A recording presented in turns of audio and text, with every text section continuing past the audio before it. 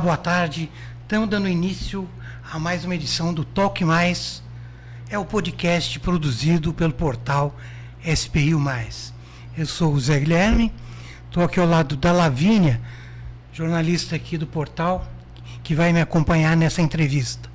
O convidado muito especial é Tom Freitas, o presidente da Fundação Cultural Cassiano Ricardo, que cuida aí de um monte de coisa aqui da cidade, mas nós vamos focar um pouco a entrevista em alguns assuntos.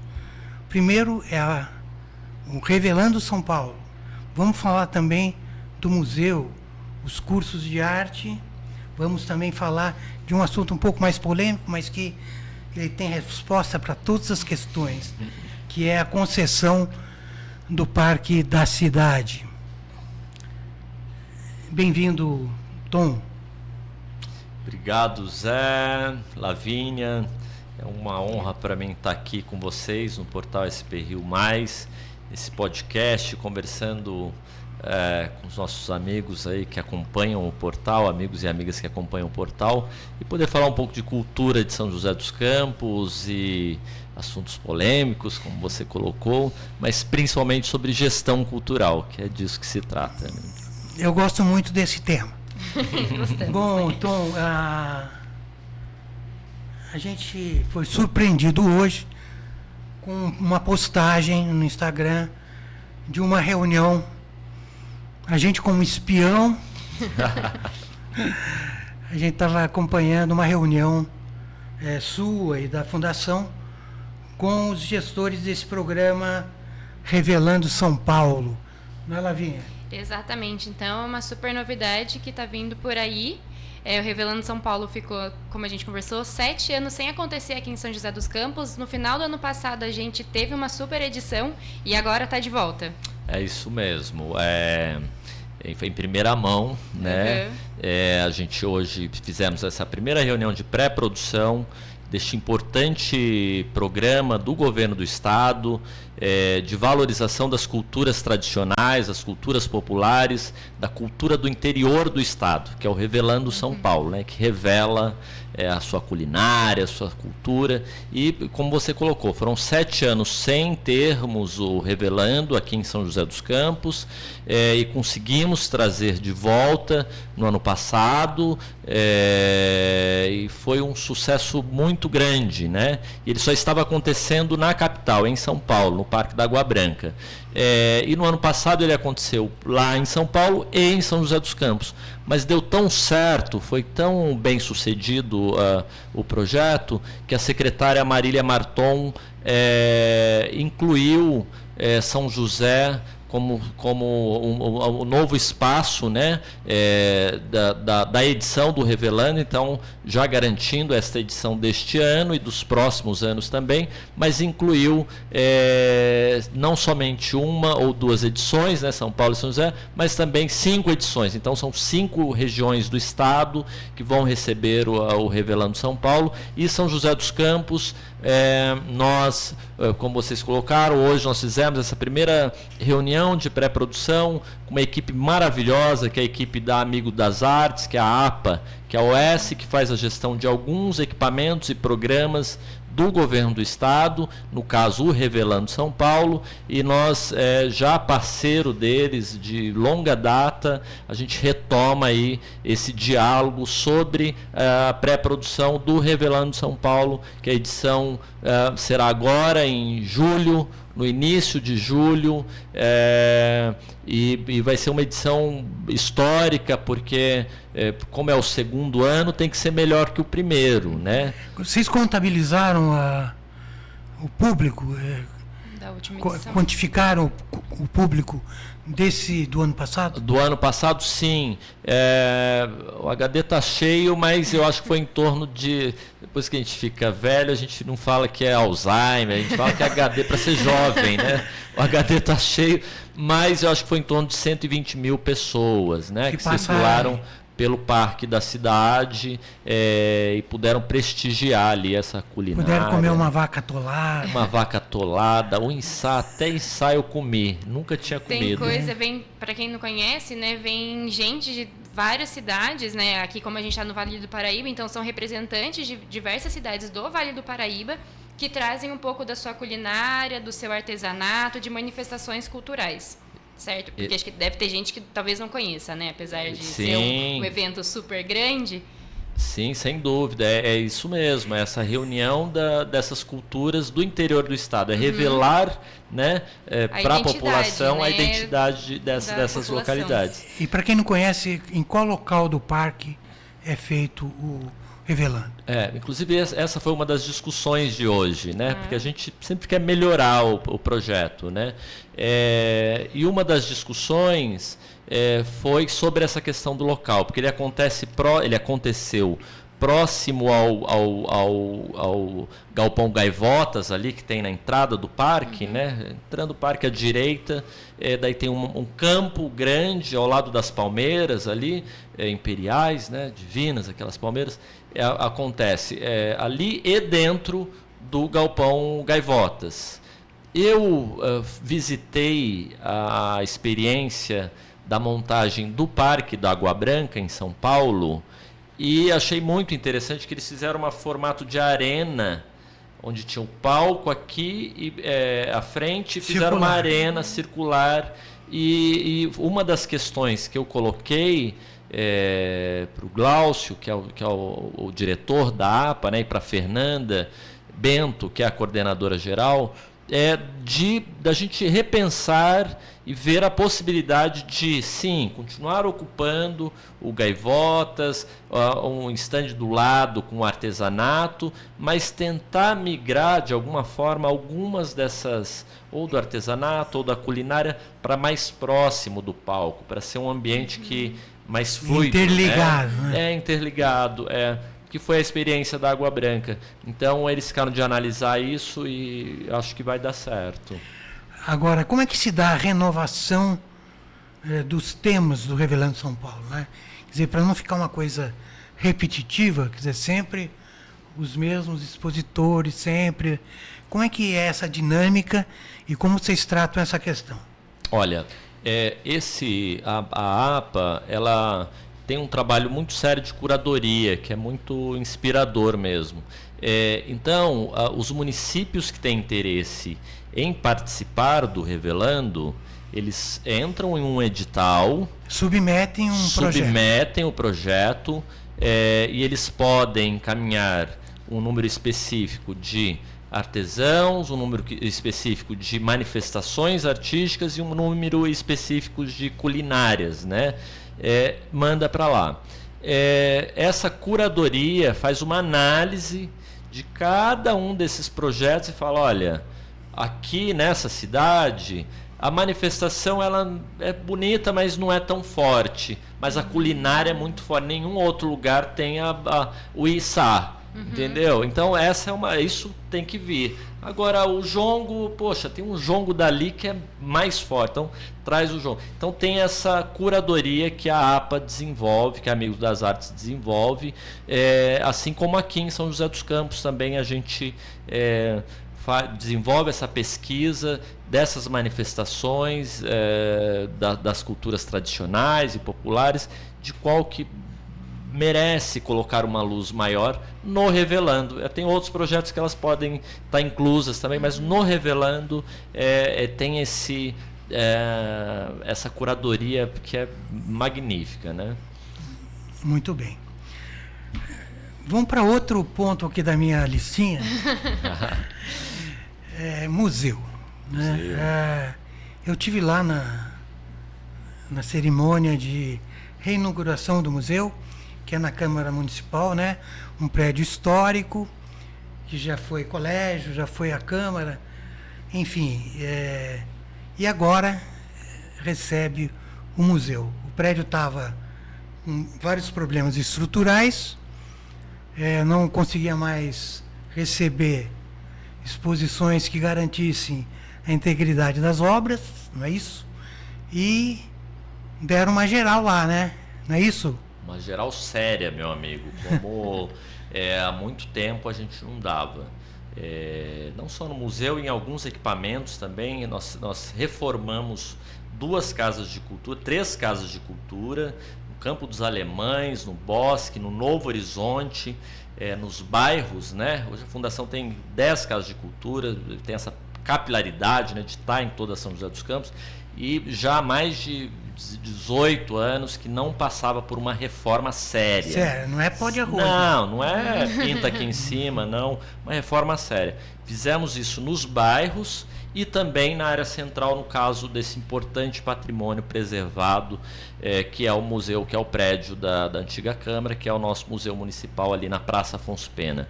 Um restauro digno do tempo que ele ficou fechado. Foram 2 anos, teve a pandemia e depois, mas porque foi uma obra muito séria que foi feita ali, de acessibilidade, inclusive. A gente passou a ter um elevador, era um dos grandes problemas que tinha ali de acessibilidade, porque quem visitava embaixo não tinha meio tem um labirinto lá. Mas quem não tinha, quem tem alguma deficiência, não poderia acessar o pavimento de cima, né?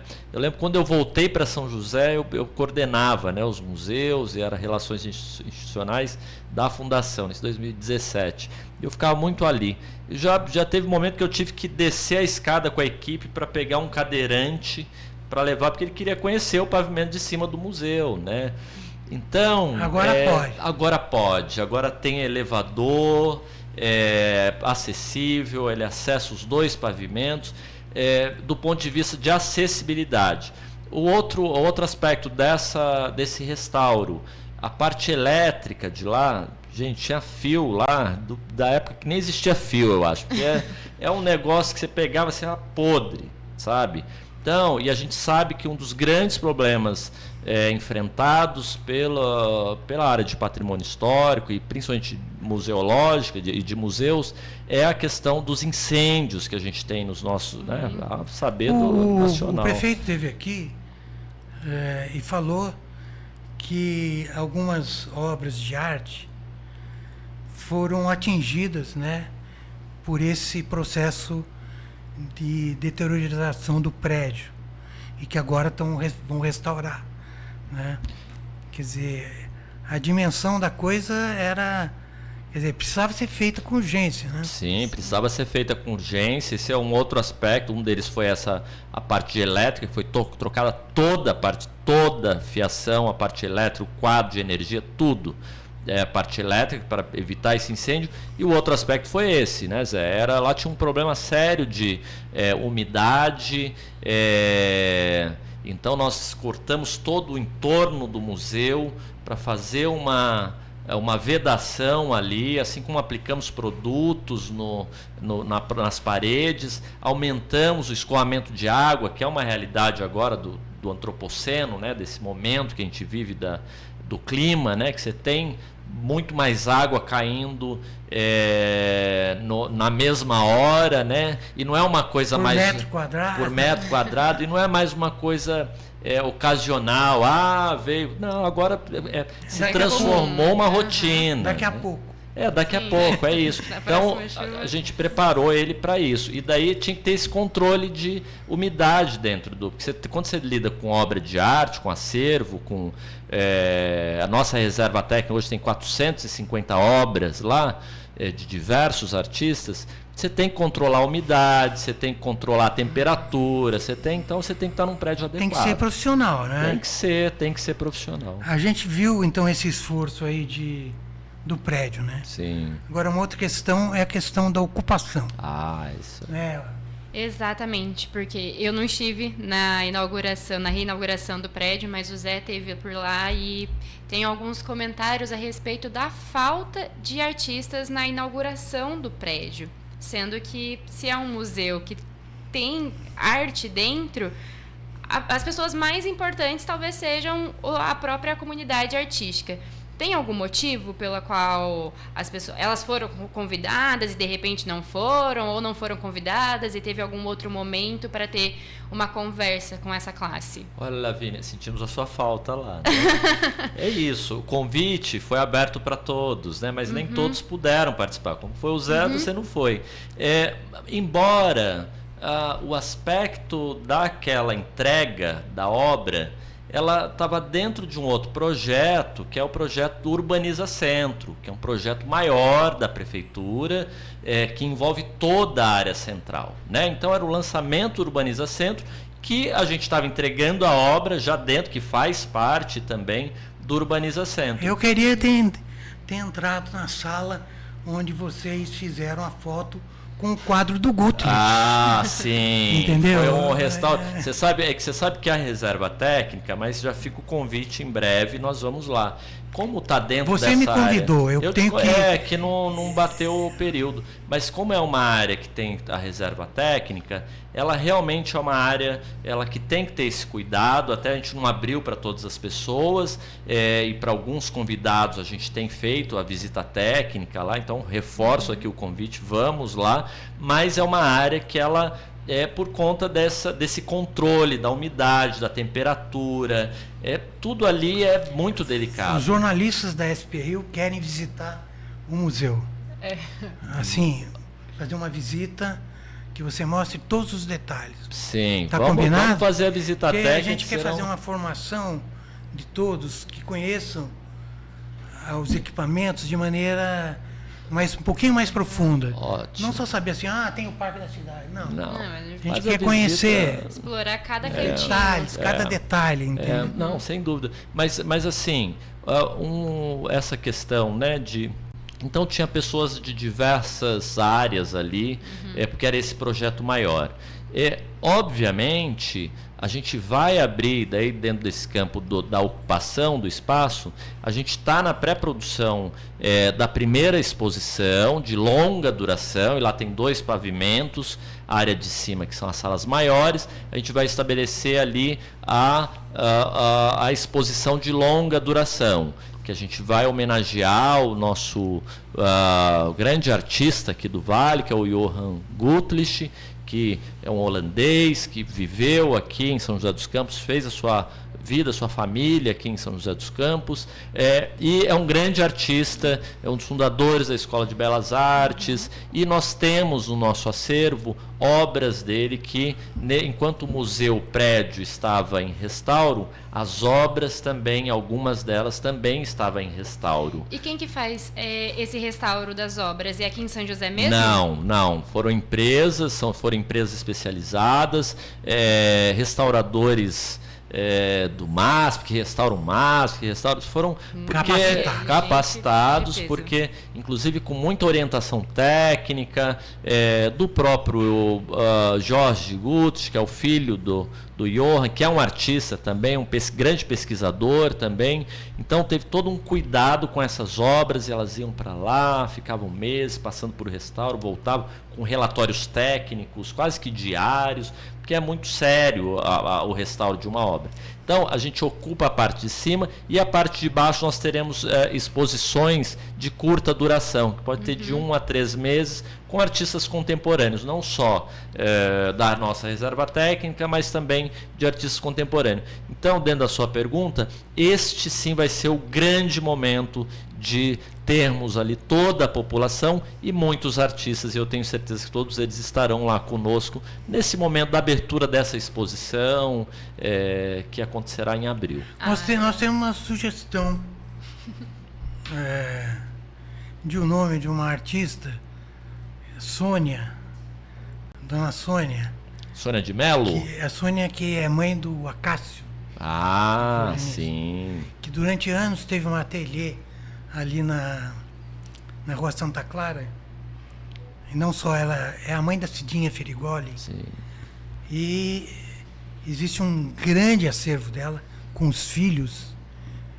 E se houver possibilidade de uma homenagem até a ela, seria o caso de uma dessas exposições lembrarem dela. Sem dúvida. Inclusive nós temos obra dela no nosso acervo, sim. No acervo do museu. Eu lembro que nós fizemos inclusive uma Sônia Oliveira. Sônia de Oliveira. Nós fizemos música no museu, e que o Acácio estava tocando o seu belo violão no palco e tinha a obra dela também no palco, né? Foi bem emocionante.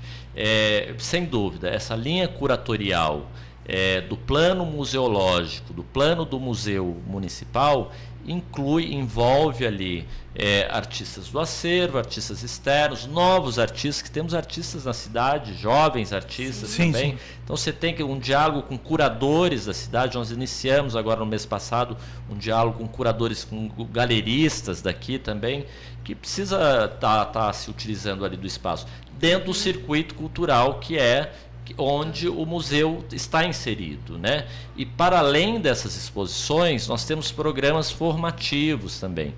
Então, abriu a exposição, vamos estar recebendo grupos e tal, mas temos atividades formativas no auditório. Eu fiquei impressionado, Lavínia, com uma foto que você publicou, acho que na sua rede pessoal,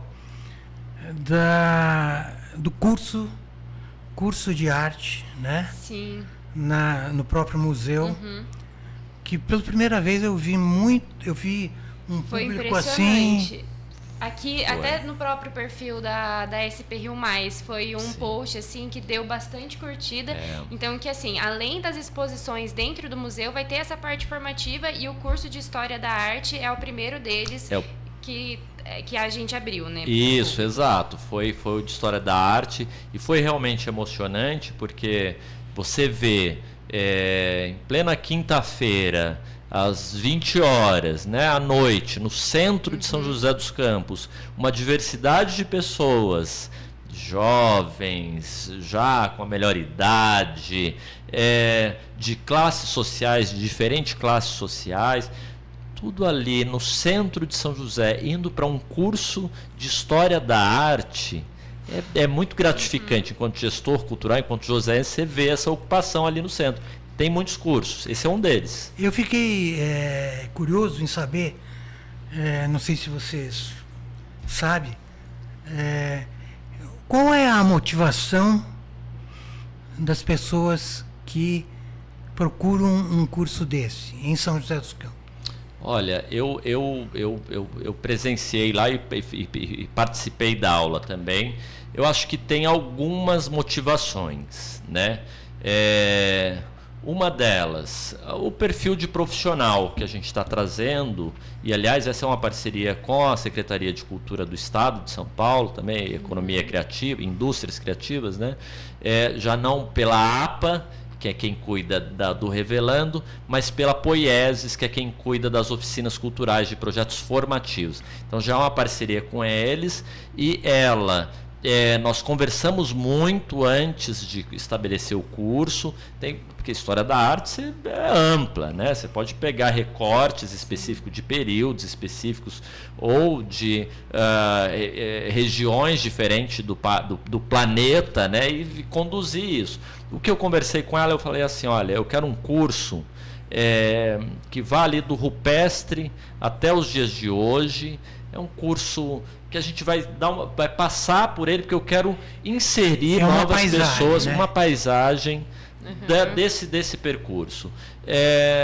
Porque eu quero inserir pessoas nesse campo das artes.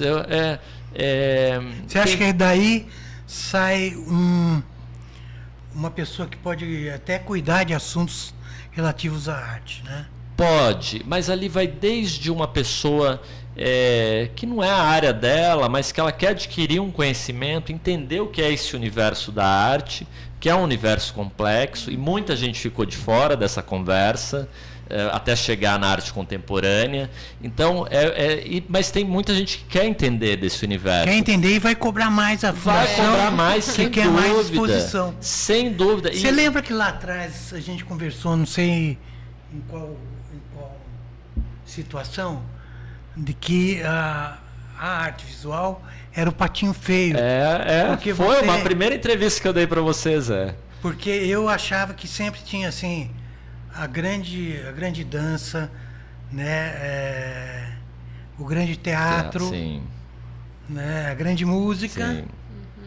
E cadê o grande quadro? Visuais, né? O quadro, a pintura. Foi a primeira. Esse é o momento. Assim, a gente startou lá Na época foi até a Pichu, que é a grande amiga Pichu, que é a colunista de vocês também, que ela fez a curadoria da primeira exposição. E então ali a gente startou essa discussão. Sabe, ali a gente começou a retomar, né, uma discussão que de longa data, desde a Escola de Belas Artes, né, não é que não teve uma história aí, mas ali a gente começou a trazer essa discussão para o campo da gestão cultural, para o campo da política local, dos artistas, da população. Ali a gente começou, startamos, exibindo todo praticamente o acervo do museu. E agora a gente começa a fazer esses recortes e trazer artistas novos também. Mas na discussão do curso de História da Arte, você tem esse público que você tem ali pessoas que estão se inserindo nesse universo, você tem artistas também, você tem gestores de equipamentos, você tem pessoas que estão ligadas à questão do turismo, que quer conhecer outros países, visitar outros museus.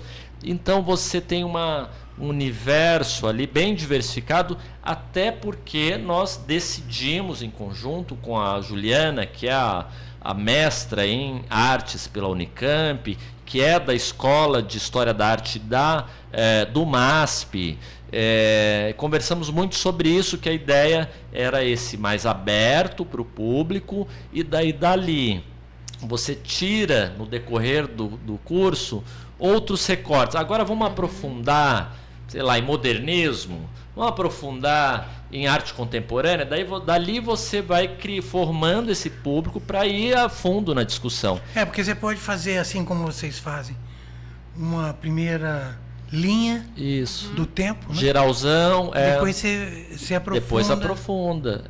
E você está formando público para o próprio museu. Essa pessoa que está ali, essas 120 pessoas, aliás, foram 120 vagas e tivemos 350 inscritos, o que demonstra que está dando certo. Precisa aumentar as vagas. Está no caminho, tem que vir um museu maior aí, né? Um auditório maior. Mas que estiveram lá, o frequentador do museu na sequência das outras atividades. A gente está com cinema francês toda segunda, quinta-feira do mês. A gente tem cinema francês em parceria com a Aliança Francesa. E vai ser lá no auditório do museu. Estava sendo no Benedito. No Benedito. Mas ali tá as longarinas, esse restauro que foi feito lá, trocamos todas as longarinas, o espaço é aconchegante. Não, e o espaço é ideal, né? Pelo tamanho, né? Pelo tamanho, a discussão ali do cineclube, né? O público, eu fui numa sessão lá no Benedito no Alves. Benedito, e realmente um lugar mais aconchegante. É mais aconchegante. O museu é. E deu mais luz para o projeto também, porque a gente uniu ali o equipamento sendo entregue, a área central. Olha, a gente teve esse último filme que foi Bárbara, uma obra-prima francesa que foi exibida lá. A gente teve muita gente lá, sabe? Ocupando o auditório do museu. O próximo já é agora. Daqui a 2 semanas, um filme contemporâneo, francês, contemporâneo, agora de 2019, 20. Uma obra, já fica o convite para todos. Esse não precisa de inscrição, é só chegar. Diferente dos cursos que você precisa fazer inscrição, ali é só chegar. Essa entrevista já está quase no final, mas a gente vai ter que esticar um pouquinho, porque a gente tem um tema muito importante para falar. É o parque, né? O Parque da Cidade e a concessão, né, do Parque da Cidade, que a gente quer explicar aí para o público que não é a privatização do Parque da Cidade, certo? Exatamente, não é a privatização, é a concessão, e ela é muito bem-vinda para a área da cultura. A gente, o projeto, ele prevê ali a construção de um teatro, a construção de um cinema, uma vila cultural com bares, restaurantes, cafés. Então, assim, do ponto de vista cultural, é fantástico o que vai ser o projeto, a forma que o projeto está desenvolvido. Claro que ainda tem muita discussão, isso se iniciou no lançamento e vai ter as audiências públicas. Vai ter shopping? Não, mas que é isso, né? É que muitas vezes vem essa confusão, né? Às vezes as pessoas se confundem, né, com um velho olhar que existia e que não é este olhar do Anderson para esta concessão. Essa concessão é muito clara, que é a ocupação do parque com atividades culturais, na área de gastronomia, na área de cinema, na área de teatro. Continua gratuita a entrada. Esse é um discurso também que às vezes vem torto. Vai ter que pagar. Não vai ter que pagar. Continua gratuito. Bom, ontem...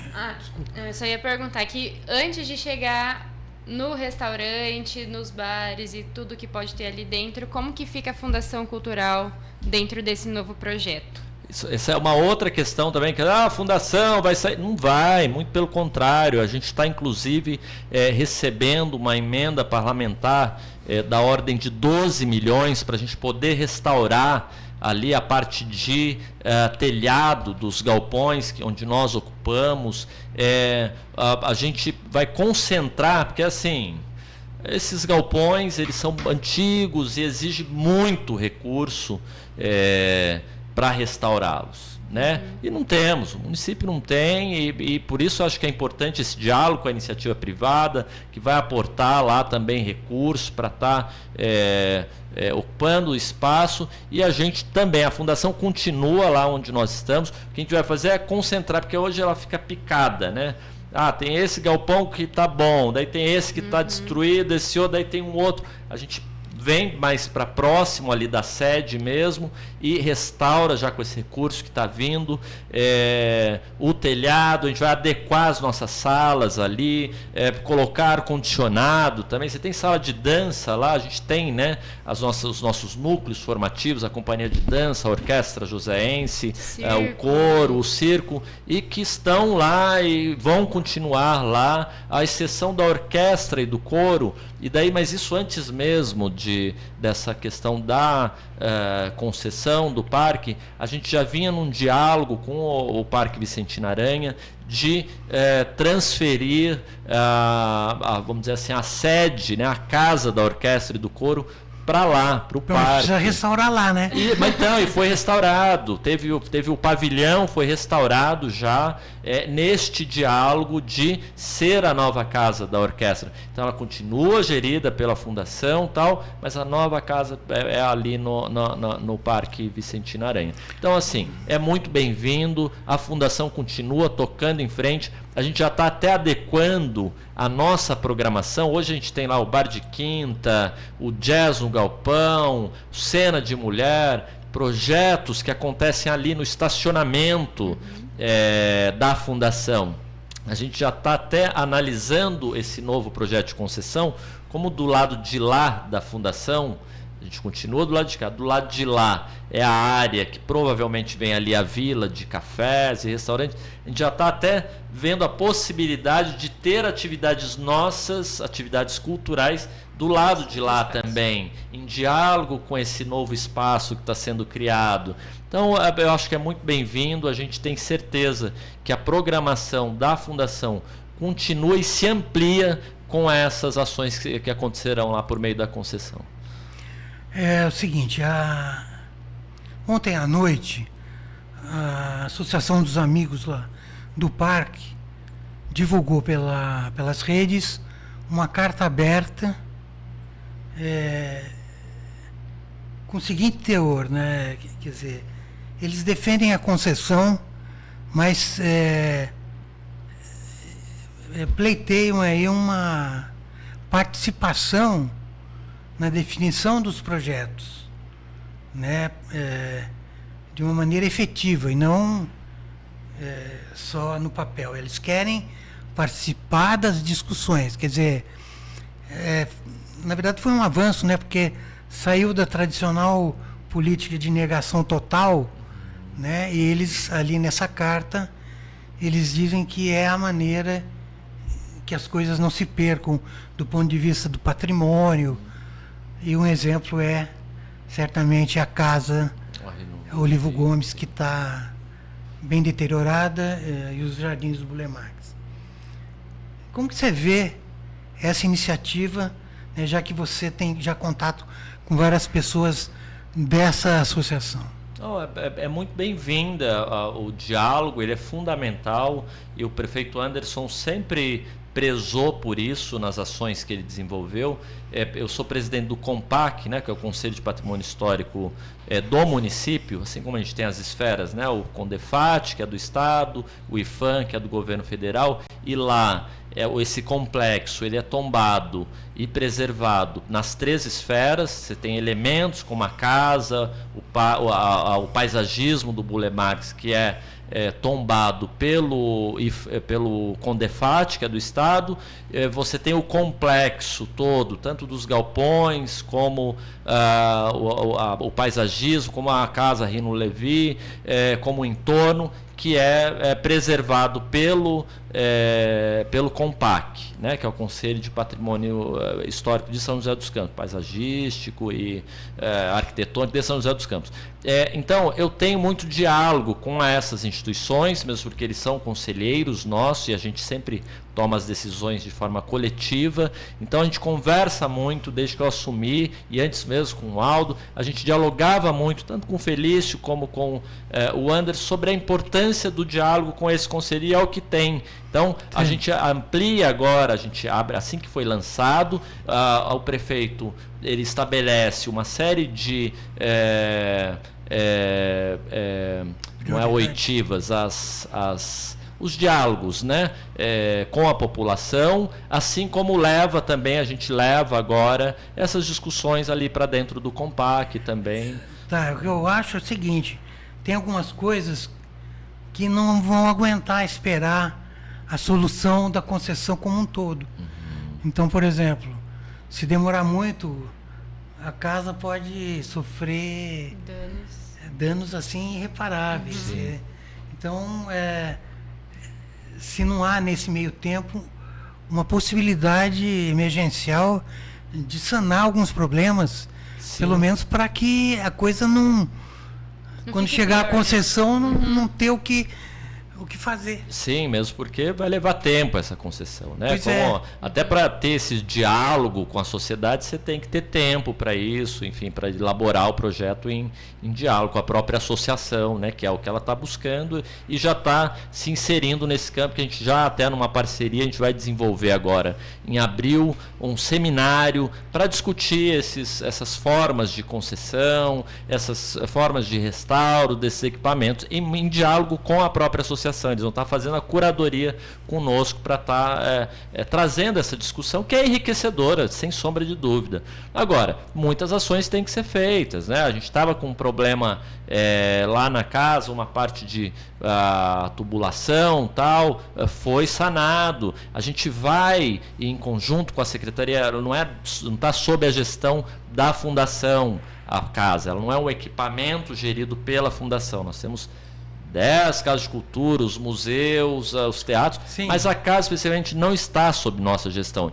Embora, do ponto de vista de patrimônio histórico ser preservado, a gente está em conjunto ali. Mas a casa é muito querida por toda a população e por nós muito mais, né? Por ser a área de patrimônio histórico e ser função nossa também, ser cultural isso também, essa identidade, né? Desse complexo ali. Então, sim, ações têm sido feitas lá,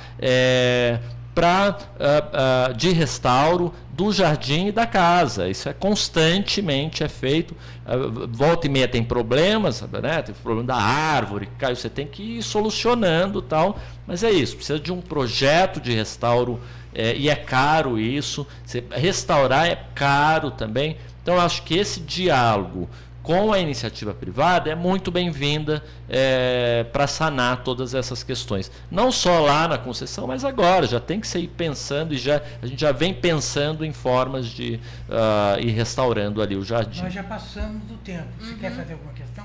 Só queria perguntar se a população pode fazer parte desse diálogo? Não só pode, como deve, como a ideia é essa, né? É escutar a população para construir junto. Isso em todo momento o prefeito Anderson ele deixa isso muito claro. O Alexandre, que é o Alexandre Branco que está tocando a coisa, deixa isso muito claro, que esse diálogo ele é muito rico, ele só contribui para que o projeto dê certo, né? Então deve participar sim. Sem É muito importante dúvida. a participação da população, porque assim, querendo ou não, todo mundo está de olhos nas redes sociais, nas publicações de portais de notícia, da própria prefeitura, do prefeito, da Fundação Cultural, mas a participação efetiva nessas reuniões presenciais, elas são muito mais importantes, né? São. A palavra da população, ela pode ser ouvida, assim, principalmente por meio dessas reuniões. Desses encontros que serão feitos. E ali, né? Porque daí na rede fica um blá blá blá, um monte de coisa que não. Muita coisa que não é fato, né? E a gente sabe que por estar no momento político, muita gente usa desses aspectos para falar em verdades ali, né? Então esses encontros são super importantes até para esclarecer que a entrada do parque continuará gratuita, que essas manutenções são necessárias do parque e que não está passando o parque entregando para alguma empresa. Não, é uma concessão que tem um período específico, o parque continua sendo da cidade, enfim, e que é um novo modelo, é um modelo contemporâneo que a gente vê em grandes cidades como São Paulo, como qualquer outra cidade do nosso país e fora dele. Então, é bom para desmistificar, serão todos bem-vindos para esses diálogos. Muito bem. Estamos terminando o nosso Toque Mais de hoje. Obrigado, Tom. Essa entrevista fica nos canais do portal SPI+.